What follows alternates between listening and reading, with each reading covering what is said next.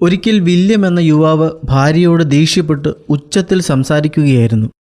അപ്പോൾ വില്യമിൻ്റെ മുത്തച്ഛൻ അവനോട് ചോദിച്ചു, നീ എന്തിനാണ് നിന്റെ ഭാര്യയോട് ഇത്ര ഉച്ചത്തിൽ സംസാരിക്കുന്നത്? വില്യം പറഞ്ഞു, എൻ്റെ വാക്കുകളും കാഴ്ചപ്പാടുകളും അവൾക്ക് മനസ്സിലാകാതെ വരുമ്പോൾ മാത്രമാണ് എൻ്റെ ക്ഷമ നശിക്കുന്നത്. അപ്പോൾ ഞാൻ സംസാരിക്കുന്നത് ഉച്ചത്തിലാവും. മുത്തച്ഛൻ പറഞ്ഞു, അവൾ നിന്റെ അടുത്ത് തന്നെയല്ലേ നിൽക്കുന്നത്?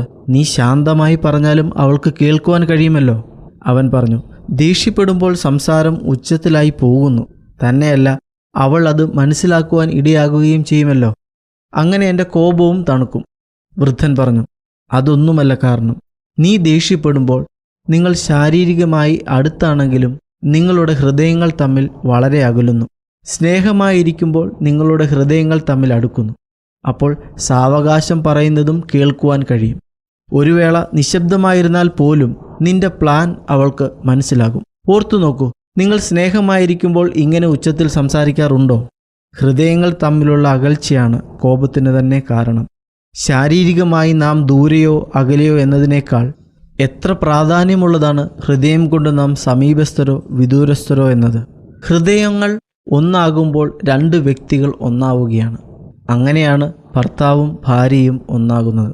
എന്നാൽ എവിടെ ഈ സ്നേഹവും ഒരുമയും നഷ്ടപ്പെടുന്നുവോ അതോടെ ഒന്നായിരുന്ന കുടുംബം പലതായി ഭിന്നിക്കും. ആകയാൽ പരസ്പര സ്നേഹത്തിലൂടെ ഹൃദയങ്ങൾ അടുത്തിരിക്കുവാൻ നാം നമ്മെ തന്നെ സജ്ജമാക്കാം. ആകയാൽ ഹൃദയങ്ങൾ തമ്മിൽ അടുക്കട്ടെ. സ്നേഹത്തിലൂടെ അത് സാധ്യമാക്കാം.